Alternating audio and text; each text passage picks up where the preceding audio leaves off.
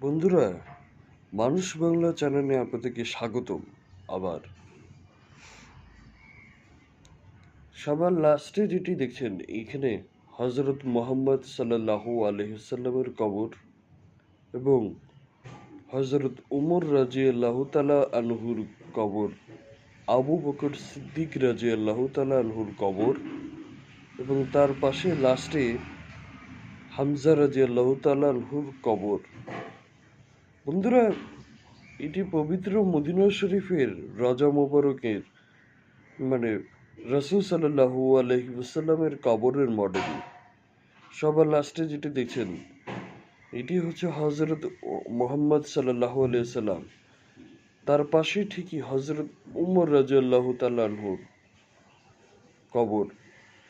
তার পাশে আবু বকর সিদ্দিক রাদিয়াল্লাহু তাআলা আনহুর কবর। ঠিক তার পাশে